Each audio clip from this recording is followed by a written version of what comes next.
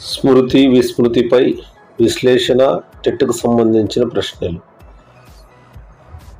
స్మృతి నిర్మాణంలో ఉన్న దశలు 3 దశలు ఉన్నాయి. స్మృతి నిర్మాణంలో ముఖ్యంగా ఎన్కోడింగ్, రిటెన్షన్, రిట్రీవల్. దాన్నే తెలుగులో సాంకేతీకరణము, ధారణ లేదా నిలుపుదల, జ్ఞప్తికి తెచ్చుకోవడం అంటారు. మొట్టమొదట సంపాదించినటువంటి జ్ఞానాన్ని, ఆ జ్ఞానేంద్రియాల ద్వారా సమాచారాన్ని స్మృతి చిహ్నాలుగా ఎన్గ్రామ్స్గా మార్చడం జరుగుతుంది. ఎన్గ్రామ్స్ లేదా న్యూరోగ్రామ్స్ అంటారు. ఈ విధంగా ఎన్కోడ్ చేయబడిన సమాచారాన్ని మెదడులో సురక్షితంగా భద్రపరచుకోవడమే నిలుపుదల లేదా రిటెన్షన్ లేదా ధారణ అంటారు. అవసరమైనప్పుడు రిట్రీవల్, జ్ఞప్తికి తెచ్చుకోవడం. ధారణలో ఉన్న అనుభవాలను తిరిగి బయటికి తీసుకురావడమే డీకోడింగ్ అంటారు. కాబట్టి స్మృతి నిర్మాణంలో ముఖ్యంగా ఎన్ని దశలు ఉన్నాయంటే 3 దశలు. ఒకటి ఎన్కోడింగ్, రెండవది రిటెన్షన్, మూడవది రిట్రీవల్. సాంకేతీకరణము, ధారణ, జ్ఞప్తికి తెచ్చుకోవడం రిట్రీవల్. అస్పష్టత వల్ల సమాచారం సరిగా గుర్తింపు రాకపోవడాన్ని మిథ్యా విస్మృతి అని కూడా అంటారు. ముఖ్యంగా స్మృతిలో నిర్వచనాలు గమనించినట్లయితే వుడ్వర్త్ పూర్వం నేర్చుకున్న వాటిని గుర్తుకు లేదా జ్ఞప్తికి తెచ్చుకోవడమే స్మృతి అని చెప్పాడు. అదేవిధంగా స్టౌట్ మునుపు నేర్చుకున్న విషయాన్ని అది ఎలా జరిగిందో అలాగే తిరిగి జ్ఞాపకం తెచ్చుకోవడమే స్మృతి. అదేవిధంగా రైబర్న్ చెప్పినటువంటి డెఫినేషన్ చూసినట్లయితే గత అనుభవాలను మెదడులో స్థిరీకరించి అవసరమైనప్పుడు వాటిని చేతనంలోకి తీసుకురాగల శక్తే స్మృతి అని చెప్పాడు. ఆ విధంగా స్మృతి నిర్వచనాలే కాకుండా మెమొరీ అనేది ఆంగ్ల పదము, మెమోయిర్ అనేటువంటి గ్రీక్ పదం నుంచి ఉద్భవించింది. దాని అర్థం గుర్తుకు తెచ్చుకోవడం. హెర్మాన్ హెబ్బింగ్హాస్ అనేటువంటి శాస్త్రవేత్త స్మృతిపై మొట్టమొదటి శాస్త్రీయ ప్రయోగాత్మక అధ్యయనం చేశాడు. ఈయన రచించిన గ్రంథం ఆన్ మెమరీ 1885. అర్థరహిత పదాలను ఉపయోగించి తనపై తాను ప్రయోగాలు చేసుకున్న శాస్త్రవేత్త హెర్మాన్ హెబ్బింగ్హాస్. అదేవిధంగా మనకు ఇంకొక శాస్త్రవేత్త వస్తాడు, గాల్టన్, ఇంగ్లాండ్ దేశస్థుడు. స్మృతిపై శాస్త్రీయ పద్ధతిలో పరిశీలన గావించి మానవమితి ప్రయోగశాలను ఆంథ్రపోమెట్రిక్ ల్యాబ్ను మరి ఏర్పాటు చేసిన శాస్త్రవేత్త గాల్టన్. ఇది 2024 టెట్కి బిట్ అడిగాడు. గాల్టన్ స్మృతి గురించి అధ్యయనం చేయడానికి స్థాపించినటువంటి ల్యాబ్ ఆంథ్రపోమెట్రిక్ ల్యాబ్ మానవ మితి ప్రయోగశాల ఆత్మావలోకన పద్ధతిని ఉపయోగించి అనేక ప్రయోగాలు చేసిన శాస్త్రవేత్త సర్ ఫ్రాన్సిస్ గాల్టన్. అదేవిధంగా మనకు గుర్తింపు అనేటువంటిది కూడా ఒకానొక భాగం. అంటే మనకు లర్నింగ్లో 5 పార్ట్స్ ఉన్నట్లే, అంటే లర్నింగ్, మరి అభ్యసనము, పునఃస్మరణ, గుర్తింపు, ఇలా ఉన్నటువంటి భాగంగా దీంట్లో గుర్తింపు గణన అనేటువంటిది ముఖ్యంగా టెట్కి అడిగినటువంటి ప్రశ్న. గుర్తింపు గణన రికగ్నిషన్ స్కోర్ ఫార్ములా మొత్తం మైనస్ తప్పులు డివైడెడ్ బై మొత్తము ఇంటూ 100. మొత్తంలో నుంచి తప్పులు తీస్తే ఒప్పులే వస్తాయి కాబట్టి ఒప్పులు బై మొత్తము ఇంటూ 100 అని కూడా అంటారు. అంటే గతంలో చూసిన ఆధారాల ద్వారా గుర్తించడం. ముఖ్యంగా మల్టిపుల్ చాయిస్ క్వశ్చన్స్, MCQలన్నీ కూడా గుర్తింపుకు సంబంధించి ఉంటాయి. బహుళైచ్ఛిక ప్రశ్నలు. డెజావు, మిథ్యాపరిచయ భావం. ఈ పదము ఫ్రెంచ్ పదము. వాస్తవానికి ఇంతకు ముందు ఎప్పుడూ చూడకపోయినా చూసినట్లు భ్రమ కలగడమే డేజావు.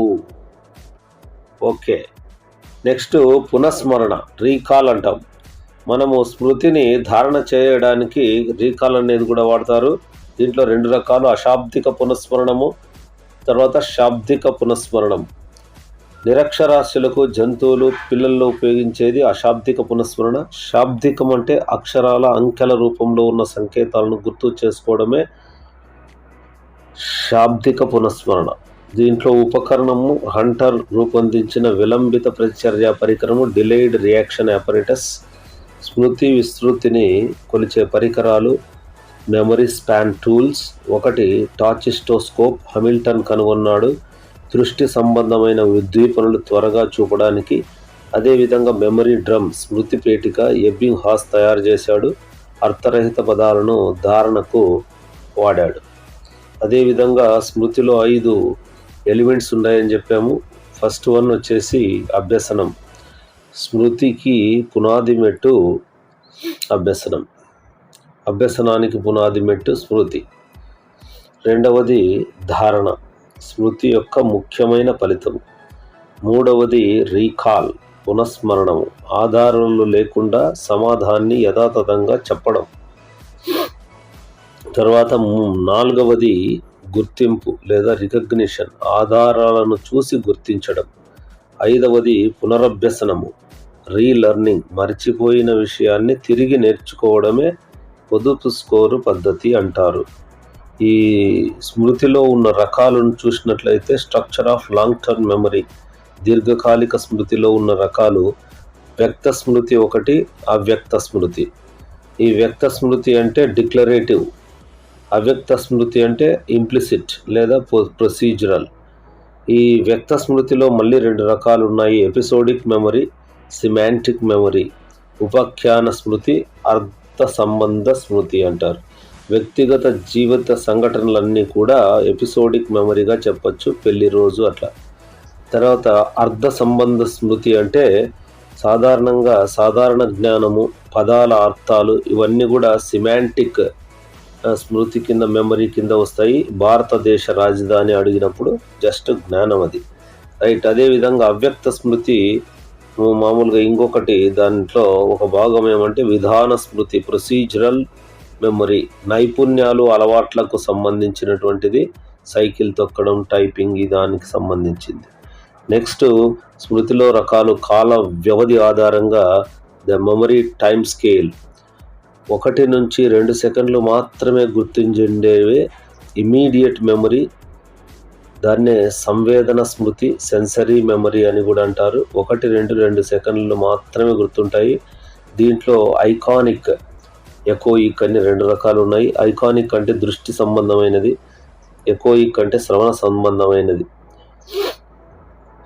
మనము బస్సు నంబరు, సీట్ నంబరు ఇట్లాంటివన్నీ కూడా సంవేదన స్మృతి కింద వస్తాయి. స్వల్పకాలిక స్మృతి ముఖ్యంగా short term memory, working memory 20 నుంచి 30 సెకండ్లు మాత్రం ఉంటాయి. సామర్థ్యము 7 ± 2 అంశాలు మాత్రమే. జార్జ్ మిల్లర్ దీని మీద ప్రయోగాలు. తర్వాత నిర్వహణ వచ్చేసి మెయింటెనెన్స్, రిహార్సల్. అంటే స్వల్పకాలిక స్మృతికి సంబంధించి 20 నుంచి 30 సెకండ్లు గుర్తుంటాయి. అదేవిధంగా దీర్ఘకాలిక స్మృతిలో ఉన్నటువంటి అంశాలు వ్యవధి, జీవితకాలం గుర్తుంటాయి. ఎలాబరేట్గా రిహార్సల్ ద్వారా గుర్తుంటాయి అన్నమాట. చాలా ఇంపార్టెంట్. కాబట్టి స్వల్పకాలిక స్మృతి, దీర్ఘకాలిక స్మృతి అన్నమాట. ఈ ముఖ్యంగా స్వల్పకాలిక స్మృతి అనేటువంటివి బ్యాంకులో క్యాషియర్ నోట్ల లెక్క, telephone number, car number, bus number, రైల్వేలో సీట్ నంబరు, ఇవన్నీ కూడా స్వల్పకాలిక స్మృతి కింద వస్తాయి. దీర్ఘకాలిక స్మృతి అంటే మన పేరు, మన టెలిఫోన్ నెంబరు, మన ఇంట్లో వాళ్ళ పేర్లు, ఇవన్నీ కూడా దీర్ఘకాలిక స్మృతి కింద వస్తాయి. అదేవిధంగా పునరభ్యసనం, 5వది పునరభ్యసనము, పొదుపు స్కోరు పద్ధతి అంటారు, saving score method. Saving score = అసలు ప్రయత్నాలు మైనస్ పునరభ్యసన ప్రయత్నాలు / అసలు ప్రయత్నాలు × 100. వెరీ ఇంపార్టెంట్ ఇది. 1వ రోజుకు 33% ధారణ ఉంటుంది, 2వ రోజుకి 60% ధారణ ఉంటుంది, 3వ రోజుకి 80% ధారణ ఉంటుంది. పునరభ్యసన ధారణ శాతం లెక్కించినటువంటి వ్యక్తి ఎబ్బింగ్ హాస్. 1వ రోజు 33, 2వ రోజు 60%, 3వ రోజు 80%, 4వ రోజు 92%, 5వ రోజు 100%, ధారణ అనేటువంటిది అంటే మనకు ధారణ అనేటువంటిది 1వ రోజు నుంచి మళ్ళీ 5వ రోజు అయితే మనకు 100% ఎలా తగ్గుతుంది అనేటువంటిది మనకు ధారణలో నిలుపుకోవడం అనేటువంటి ధారణా శాతం అనేటువంటిది ఈ విధంగా చూపించడం జరిగింది. సంబంధాల ఆధారంగా స్మృతులు అనమాట. Associative రెడింటిగ్రేటివ్ memories. రెడింటిగ్రేటివ్ స్మృతి మీద ఆల్రెడీ టెట్లో బిట్టు రావడం జరిగింది. ముఖ్యంగా రెడింటిగ్రేటివ్ మెమరీకి సంబంధించి వచ్చింది ఇంతకుముందు బిట్. సంసర్గ స్మృతి అసోసియేటివ్ మెమరీ ఒక అంశాన్ని నేర్చుకొని దానికి ఇతర అంశాలతో సంధానం చేస్తూ నేర్చుకోవడాన్నే సంసర్గ స్మృతి అంటారు. ఉదాహరణకు యుజిఆర్ ఇంద్రధనుస్సులో రంగులు అక్షరాలను రంగులతో అనుసంధానించడమే సంసర్గ స్మృతి. తర్వాత రెడింటిగ్రేటివ్ మెమరీ అంటే సంకేతాల ద్వారా ఉద్దీపనల ద్వారా గత విషయాలను అనుభవాలను పూర్తిగా జ్ఞప్తికి తెచ్చుకోవడం. సంక్షిప్త సంకేతాల పద్ధతినే రెడింటిగ్రేటివ్ మెమరీ అంటారు. ఒక రైలు కూత వినగానే చిన్ననాటి ప్రయాణ అనుభవాలు గుర్తుకు రావడం. ఇది రెడింటిగ్రేటివ్ మెమరీకి ఒక బెస్ట్ ఎగ్జాంపుల్ అన్నమాట. ఆ రెడింటిగ్రేటివ్ మెమరీకి సంబంధించి మనము రకాలు చూడొచ్చు. తర్వాత అభ్యసనం చేసే విధానం ఆధారంగా స్మృతులు.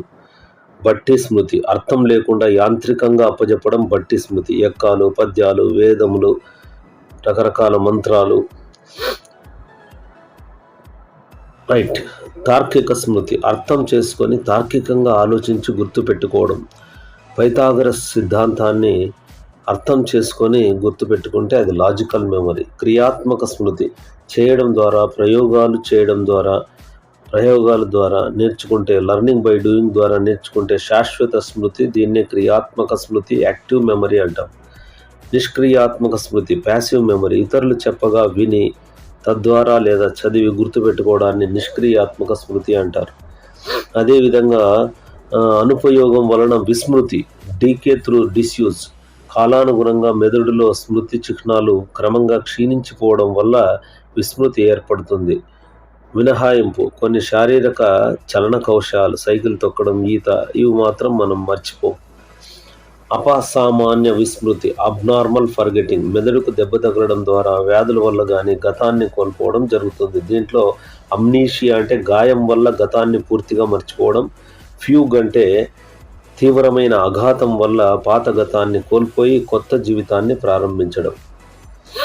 తర్వాత ఎబ్బింగ్ హాస్ విస్మృతి వక్రరేఖ. దీని మీద ఖచ్చితంగా బిట్స్ అనేటువంటివి వస్తాయి. కాలం పెరిగే కొద్దీ ధారణ శాతం తగ్గుతుంది, విస్మృతి పెరుగుతుంది. 20 నిమిషాల్లో 47% విస్మృతి జరిగి 53% మాత్రమే ధారణ ఉంటుంది. 50 నిమిషాలకి 50% విస్మృతి, 50% ధారణ. ఒక రోజుకి 66% విస్మృతి, 34% మాత్రమే ధారణ. 2 రోజులకి 72% విస్మృతి, 28% మాత్రమే ధారణ. 6 రోజులకి 75% విస్మృతి, 25% మాత్రమే ధారణ. 31 రోజులకి 79% విస్మృతి, 21% మాత్రమే ధారణ ఉంటుంది. బిట్టు ఎలాగైనా అడగవచ్చు. 50 నిమిషాలలో 50% విస్మృతి అనేటువంటిది చాలా ఇంపార్టెంట్. విస్మృతి పరిచయం.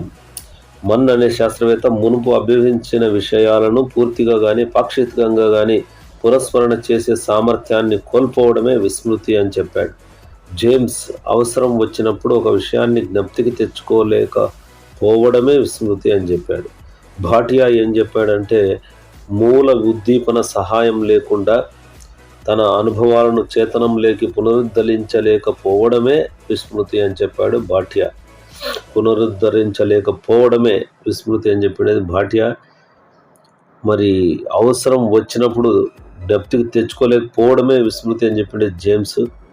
పూర్తిగా కానీ పాక్షికంగా కానీ పునఃస్మరణ చేసే సామర్థ్యాన్ని కోల్పోవడం అని చెప్పినది మన్. సో దమనం సిగ్మండ్ ఫ్రాయిడ్ మనం చెప్పినట్లయితే అచేతనం అంటే బాధను కలిగించే విషయాలను ఆమోదయోగ్యం కానీ కోరికలను ఉద్దేశపూర్వకంగా చేతనం నుండి అచేతనంలోకి నెట్టివేసేయడాన్నే మరిచిపోవడం అంటారు. దాన్నే విస్మృతి అంటారు. దీనిని క్రియాత్మక విస్మృతి, యాక్టివ్ ఫర్గెటింగ్ అంటారు. చేతనాత్మక విస్మృతి లేదా ఉద్దేశపూర్వక విస్మృతి అని కూడా అంటారు.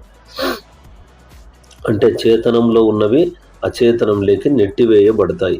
ఫ్రాయిడ్ దీనిని స్వేచ్ఛా సంసర్గం, ఫ్రీ అసోసియేషన్ పద్ధతి ద్వారా వెలికి తీస్తాడు. తర్వాత అవరోధము, జోక్యము. దీని మీద గ్యారంటీ ఒక బిట్ ఉంటుంది. ప్రతిపాదించిన వారు ముల్లర్, పిల్జేకర్. పురోగమన అవరోధం అంటే కొత్త దానికి ఇబ్బంది కలుగుతుంది, పాతది ఇబ్బంది పెడుతుంది. అంటే మనకి ఇక్కడ చూడండి, పాత అభ్యసనము కొత్త అభ్యసనానికి అడ్డుపడడం. కాబట్టి కొత్త అభ్యసనం అనేది దెబ్బతింటుంది. దాన్ని పురోగమన అవరోధము అంటారు. పాత స్మృతి కొత్త స్మృతికి ఇబ్బంది కలిగిస్తుంది, అవరోధం కల్పిస్తుంది. సైకాలజీ పాతది నేర్చుకున్న తర్వాత తెలుగు కొత్తది చదువుతుంటే సైకాలజీ అంశాలు గుర్తుకు వచ్చి ఇబ్బంది పెట్టడం. తిరోగమన అవరోధం అంటే రిట్రోయాక్టివ్ ఇంటర్ఫియరెన్స్. ఇది దీంట్లో ఏమంటే పాత స్మృతి ఇబ్బంది అవుతుంది, డ్యామేజ్ అవుతుంది. కొత్త స్మృతి దానికి, కొత్త అభ్యసనం పాత స్మృతికి అడ్డుపడడం జరుగుతుంది. సైకాలజీ తెలుగు రెండు నేర్చుకున్న తర్వాత పరీక్షలో సైకాలజీ పాతది గుర్తుకు తెచ్చుకుంటే తెలుగు కొత్తది అడ్డుపడడం జరిగితే దాన్ని తిరోగమన అవరోధం అంటారు. అంటే బాగా గుర్తుపెట్టుకోండి, కొత్తది మర్చిపోతే పురోగమన అవరోధము, పాతది మర్చిపోతే తిరోగమన అవరోధం. కన్సాలిడేషన్. డంకన్ అనేటువంటి ఆయన చెప్పాడు, ఫ్రజైల్ మెమరీ ఫేస్. అభ్యసనం జరిగిన మొదటి నిమిషాల్లో స్మృతి నిర్మాణము ప్రారంభమవుతుంది.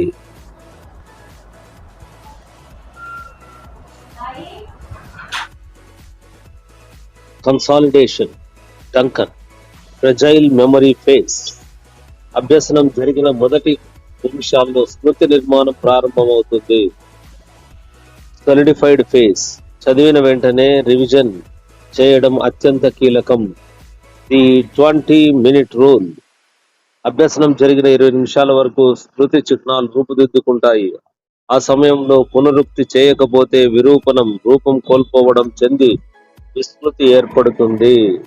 కాబట్టి 20 నిమిషాల లోపల తిరిగి మళ్ళీ మనము దాన్ని చదువుకోవాలా. Serial position effect. వరుసక్రమ స్థాన ప్రభావము. జాబితాలోని అంశాలు క్రమం వాటి స్మృతి చూపే ప్రభావం. స్మృతి అంశాల క్రమం మీద ఎలా చూపుతుంది? ప్రారంభం, మధ్య, చివర. Primacy effect. మొదటి అంశాలు బాగా గుర్తుండడం, పురోగమన అవరోధం లేకపోవడం వల్ల. అదేవిధంగా రీసెన్సీ ఎఫెక్ట్. చివరి అంశాలు బాగా గుర్తుండడం, తిరోగమన అవరోధం లేకపోవడం వల్ల. Sequential effect. మధ్యలో ఉన్న అంశాలు మర్చిపోవడం, రెండు అవరోధాల ప్రభావం వల్ల మధ్యలో ఉన్నది మర్చిపోవడం కూడా జరగచ్చు. కావున స్మృతికి విస్మృతికి సంబంధించిన ఇతర చూసినట్లయితే వాన్ రెస్టార్ప్ ఎఫెక్ట్, వేర్పాటు లేదా ఐసోలేషన్. ఒక సమూహంలో భిన్నంగా ఉన్న వస్తువును సులభంగా గుర్తుపెట్టుకోవడమే వాన్ రెస్టార్ప్ ఎఫెక్ట్. పురోగమన తిరోగమన జోక్య ప్రభావం లేకపోవడం వల్ల ఇది జరుగుతుంది. ఇక్కడ చూసినట్లయితే bat, cat, rat, elephant, mat, bat లో ఎలిఫెంట్ అనేది భిన్నంగా ఉంది కాబట్టి ఎలిఫెంట్ బాగా గుర్తుంటుంది. జైగార్నిక్ ఎఫెక్ట్, జైగార్నిక్ ప్రభావం.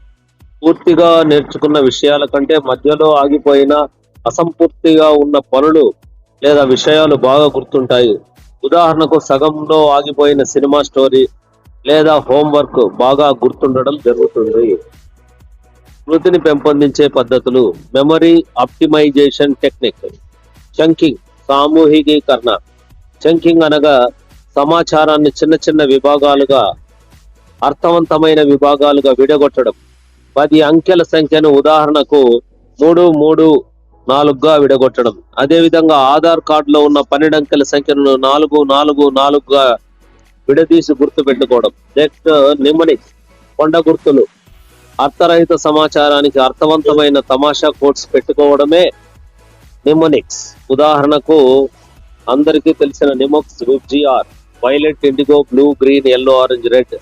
ఇవి స్మృతి చిహ్నాలను ప్రాబల్యాన్ని పెంచుతుంది. Next SQ4R technique. ఎస్ అంటే సర్వే, క్యూ అంటే క్వశ్చన్, ఫోర్ ఆర్ అంటే రీడ్, రిఫ్లెక్ట్, రిసైట్, రివ్యూ. అనగా సర్వే ప్రశ్నించడము, చదవడము, ప్రతిస్పందించడము, వల్లెవేయడము, పునఃస్మరణ. అవధారణము ప్రేరణ, క్రమబద్ధమైన పునరుక్తి, విస్మృతిని జయించే ఆయుధాలుగా మనం చెప్పుకోవచ్చు. కావున ఈ స్మృతి మీద అద్భుతమైన వివరణ మీకు ఎలా అనిపించిందో కామెంట్ లో తెలియజేయగలరు. Like, share, subscribe.